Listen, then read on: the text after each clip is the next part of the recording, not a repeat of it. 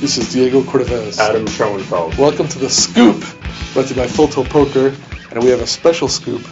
Ted Forrest, who's a legendary poker player, even without playing a lot of tournaments, has 5 bracelets and many tournament wins, and even more, is regarded as one of the great cash game players. One of the great gamblers of all time. And that's the other part, that he's a great, just true, genuine gambler who just completed, even in the pantheon of prop bets, a very special prop bet for $2 million, losing an enormous amount of weight, which is just frightening when you think about it. So we're going to roll in with Ted Forrest.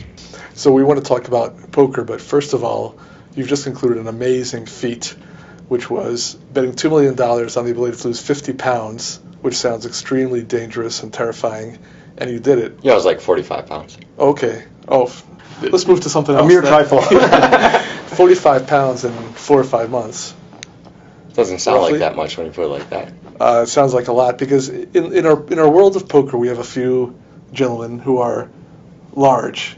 Correct. And it would still be a feat, but for them to lose 45 pounds would be reasonable. But you're a normal-sized adult, not obese. I mean, you weighed like 180, 190 when you started this? Yeah, around 185 probably. So what were the circumstances? Well, what's the background Matisel of this? came into the commerce drinking and talking about the weight bet when he lost the 60 pounds. I think it was like 245. I bet him he couldn't get to 181. And somehow that morphed into me getting down to 140. So I took 20 to 1 on it, $1 million against 100,000. Actually, $1 million against 50,000 that I could do it by July 15th of this year, and also another $1 million against 100,000 that I could do it by September 24th. But I just had to weigh in the once to win both bets. So did you get medical counseling and a nutritionist, No, I or did don't. you just stop eating? Or what did you do? I actually learned a lot about it. I mean, I spoke to nutritionists. I wouldn't really trust the doctors in Las Vegas too much.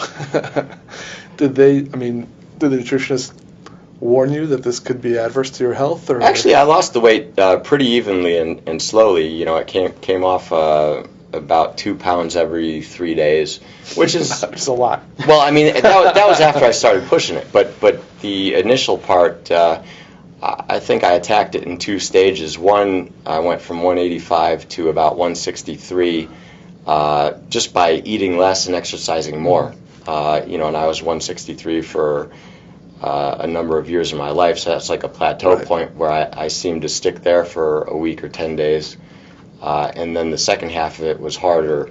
The second half is probably where I just really kicked it into high gear and started having 3-a-day workout sessions, 2 hours a day, walking 15 miles at night.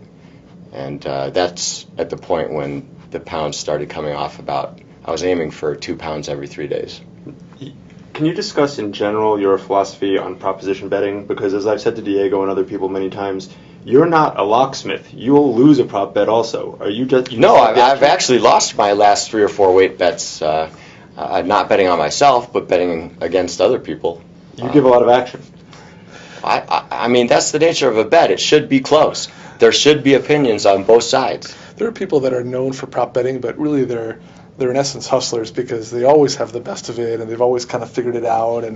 But you've been around for like 20 years now, where I'll tell you what, I am so overrated. It's not even funny. A couple of years ago, Nick Schulman and I were having a couple of drinks, and all of a sudden I come up with, Nick's not the fastest guy in the world. I come up with, I'll race him a 50-yard dash with a 100-pound person on my back. Now, about 3 seconds after saying this, crazy. I realize I'm drawing dead. Right. Totally dead. So I say, and I'm going to retract that offer after 60 seconds. And the whole way I'm praying, please say no, please say no, please say no. Good way to get out of it. And he said, nah, I'm pretty slow, I better not. I'm like, That's insane. wow. Yeah. He's got no shot if he doesn't jump on that. But Oh, also, my goodness. Ted, you and I had a discussion, which I think you were drawing very slim, and then I wouldn't take it because I'm too much of a locksmith when I wanted to propose that you couldn't run a 5-second 40-yard dash.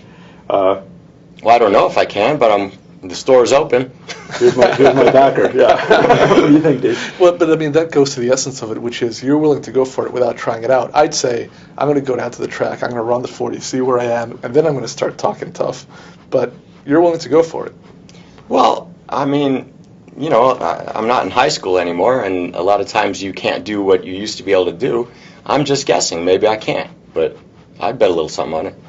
People out there know that they've got some shot. So, Ted, just talk about one of your other famous prop bets that it's been discussed, but I haven't heard you talk about it that much. You ran a marathon impromptu in the middle of Las Vegas in the summer? Oh, yeah, that was a little bit sick. I had, actually, the day before that, I had lost $250,000 playing poker, which is the biggest loss I'd ever had, to that point. I'd gone in to play like 150 and 3 stud, where you could win or lose 10,000. I was going to say, right, you're not going to lose $250,000 playing. There ended up being this triple high pot limit Omaha game with George the Greek, and I ended up losing like 250,000. So the next day I'm playing tennis with Huck Seed and Mike Sabatini, and we like to bounce around just like crazy prop bets and stuff like that. And I was in the mood to punish myself, so I said, well, I'll run a marathon for 10,000 tomorrow. And it happened to be July 3rd.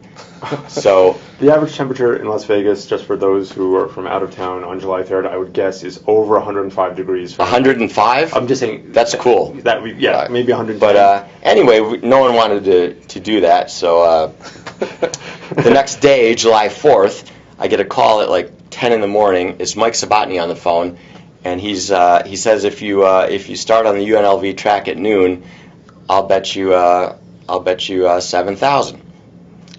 And I'm still like really feeling sick about this loss. So like, okay, you got to bet. He'd called up and gotten the weather report. It was like 115 that day. Right. Mm-hmm. And the UNLV track is made out of red urethane. It just It's going to be ridiculous. It's That was more difficult from a physical standpoint, I think, than losing this weight, even though the weight was a much longer process. I mean, I was out on the track just running like 3 miles, and I'm thinking, oh my God, how I wouldn't do that if somebody just paid me $2 million. Right. It can just sear your feet off. It's so hot on the track. You sort of did, didn't you? The soles of my feet did separate for a week or two. Yeah. Is it that you're just in the highest percentile of mentally strong people that allows you... Mentally strong or mentally crazy? Well, both. I think there's a fine line between the two, right? What do you think of yourself in that regard? I don't really pay too much attention to that. It is what it is. Now, what about poker? You're known for taking most of your bankroll up against Andy Beal when you didn't even know who he was, and tell us a little bit about that. Well, if I didn't know who he was, I felt like it was a good spot to play. As it turns out, he became a pretty tough heads-up player. But the famous stories there is that you walked into Bellagio, Andy Beal's playing, and he wants to play high, and I think he was playing against Chip Reese or someone. You just walked in, you had no idea who he was, but you didn't recognize him, so you figured he can't be a top pro. You went to your box, you had all your bankroll in there, and you put it right on the table.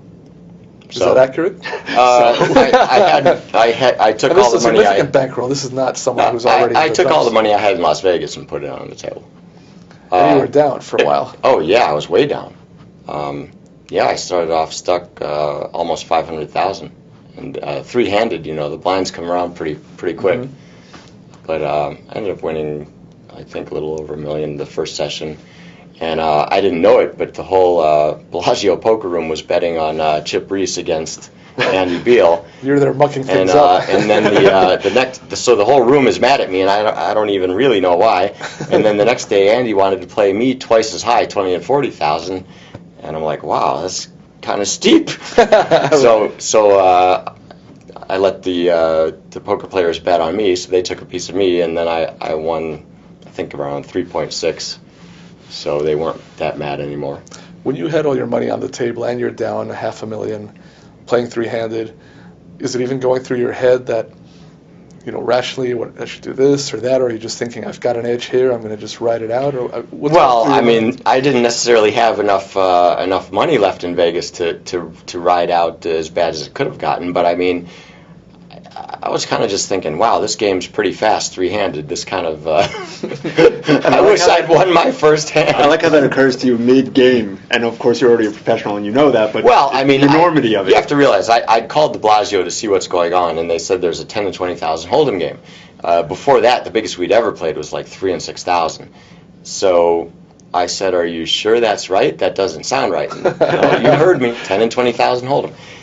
And I'm driving in, I'm about 60 miles away, and my hands just start to grip the wheel, and they're sweating, and I'm thinking, I'm going to play.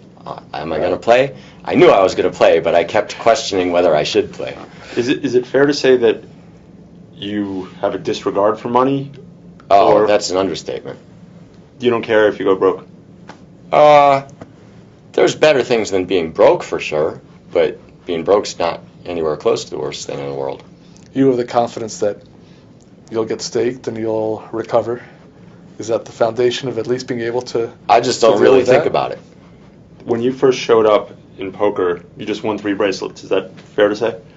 Well, when I first started playing tournaments, pretty much the second year I played tournaments, I won the 3 bracelets. And they were talking about you now like we talk about some of these internet kids. They thought you were some crazy kid who just rode into town and they couldn't understand Oh, what you were doing. yeah. Well, when I would play these players who I had no idea who they were, but they were like name players, I'd be playing them heads up, and my friends would be warning me that, oh, so-and-so is a great player, and I'm like, oh, okay, I still got to keep playing.